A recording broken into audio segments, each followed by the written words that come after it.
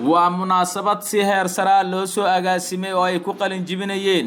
بقولال أرضي كواس أو دميستي كليدها كالدوبان جامعة دارالسلام يونيفرسيتي oo kamida jaamacadaha ugu tayada iyo tacliinta sareysa gudaha dalka Soomaaliya gaar ahaan caasimadda Muqdisho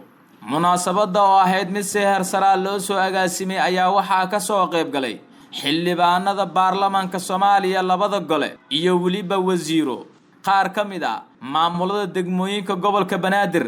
ehelada iyo waliba asxaabta ardayda aflaxday waxa goobta khudbada ka soo jeediyay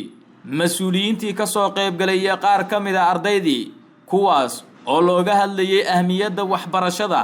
iyo horumarka tacliineed ee ay sameysay jaamacadda Daarusalaam Professor Maxamed Umar Dalha oo kamid ah xildhibaanada baarlamaanka Soomaaliya ayaa u hambaliyay ardayda Soomaaliyeed ee ka aflaxday Daarusalaam University sabada qalin jabinta maanta aan dhamaanteena martiidin kugu nahay mudanayaal iyo marwooyin haddii cilmi magaciisa la sheego waxaan u malaynayaa ghaniyun can at-ta'rif cilmi waxa uu yahay sheegid waa ka dhan yahay nin cilmi baranayane sidoo kale iyo nin bartaybo waxaase sidaas oo kale qiimihii ugu weynaa ee isagana meeshaasi in mar waliba aan maskaxda ku hayno uu mudan yahay kii cilmiga dadka baray Allah subhanahu wa ta'ala hiba noo siiyay ka sokow in aqoonta aan barano macallinka u taagan inuu cilmiga dadka baro jahliga uu ka saaro ama ha noqdo cilmigaas cilmi diini ama mid dunyawi markaba intaba waxaa ixtiraam iyo qadarin loogaga fadhiyaa dadka cilmiga micnihiisa yaqaana inay ixtiraamaan dadka mudan sidii loo ixtiraami lahaane dowgeeda yaqaan maxaa yeelay culimada ilaahay baa amaanay ninka cilmiga bartayna ilaahay baa amaanay cilmigana sidaas oo kale yaa ilaahay amaanay mar haddii Allahiina uumayba uu sidaa uu asiga ugu dheeraaday waxaan annaga ku darnaaba waa wax iska yaani hadal tiro sidaas darteeda waxaan idin kula dardaarmayaa inaad dawladnimada aad adkaysan inaad dawladnimadiina aanan lagu diganin wax waliba waqti bay leeyihiin qof kasto wixii ilaahay u calfo ninna kama qaadayo darajada ee baabixiyo asaana ninka siin kara ninka siiyana ninka qaadi kara male asaana u diili kara ninka u diiday nin siin kara male marka waxaan idin kula dardaarmayaa man akala zamanahu la yaakulu zamana ghayri min waqtigiisa soo cunay waqtigaada yuu cunin والسلام عليكم ورحمة الله وبركاته عبد الله الشيخ محمد باكستان oo isna ka tirsan mudanayaasha baarlamaanka federaalka Soomaaliya ayaa dhankiisa dhiirigelin hambalyo iyo bogaadin u diray dhammaan ardaydii ka qalin jabisay jaamacadda Daarusalaam University ardayda maanta qalin jabinayso runtii daasheen waqtigiini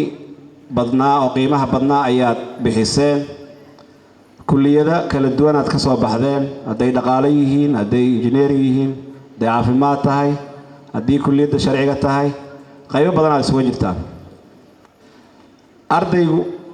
waxbarashadiisa micna ma keenayso hadduusan hal abuur lahayn oon asagu waxsan karin waxbarashadiisa micno weyn ma keenayso waxaa la rabaa ardayda maanta qalin jabisay inay isku tashtaan koow marka ugu horeysa naftooda ay ku tashtaan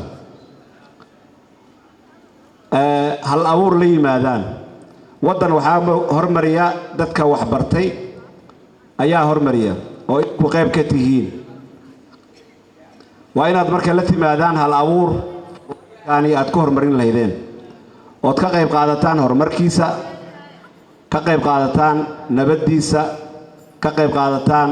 caafimaadkiisa horumarinta arrimaha bulshada inaad ka qayb qaadataan haddii aad sugtaan keliya inaad shaqaalo noqotaan weli maydan fahmin ama wax badan yaa idin dhiman tacliintu qofku waa inuu hal abuur leeyahay waa inuu asaga wax samaystaa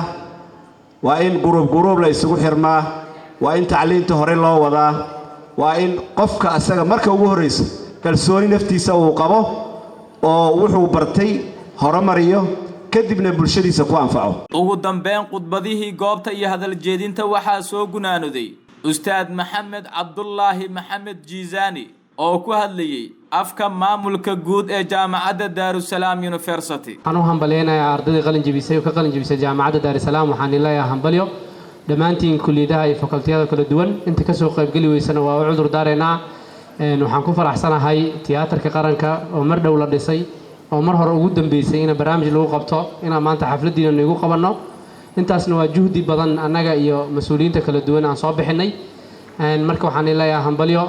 waa dareemi karaa waa la daalan yahay mar raba inaan ku dheeraado macallimiinta maamulka howlwadanayaasha jaamacadda Daarusalaam dhammaantood way nii hambalyeynayaan. markii ay soo idlaatay xafladda qaybta hoose ee xarunta golaha murtida iyo madadaalada oo ardaydu ay ka muuqatay farxad iyo reereen ayaa mikrofoonka la dhex marnay. waa dhawahay waxa la yiraahdaa Salmaan Maxamed Ibraahim ha waxaan ka qalin jabiyay Daarusalaam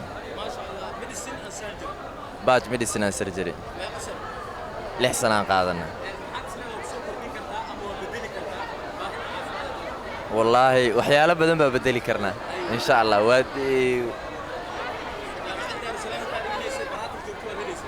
حد كبح وليبه الحمد لله waxaan halkan uga mahadnaqayaa hooyaday adduunka aan u jeclahay waxaan rabaa inaan iraado hooyo waa mahadsantahay dhowr jeer kun jeer alf mar hooyo thank you so much magacaygu waa Ibraahim Cabdiqaadir Ibraahim soo dhawow halkay ka qalin jibisay waa dhawahay ma sha Allah waxa ka qalin jibiyay jaamacadda Daarusalaam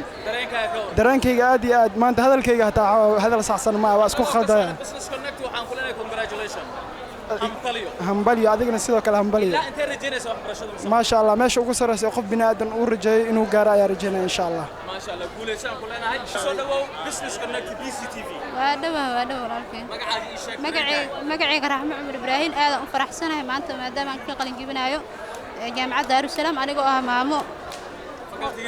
health science gaar ahaan lab medical shaybaarka hadaan la helin dhaqtar lagu baarnayo maya anaga go'aankeena waa wax walba maxaad rajaynaysaa asleedahay qaybta shaybaarnimada dalka oo ku soo kordhin kartaa waxyaabo badan rajaynaa wallahi oo hadda go'aankeyga yahay inaan master sii diyaarsho hadduu Ilaahay yiraahdo. Daarusalaam waxa ay kaalin weyn ka qaadatay soo saarista arday ku wanaagsan tayo iyo tacliin in la helaa Daarusalaamna waxa ay ka dhigan tahay in gabi ahaanba shacabka Soomaaliyeed jahligii dulooshaday daaqadaha laga soo xiray.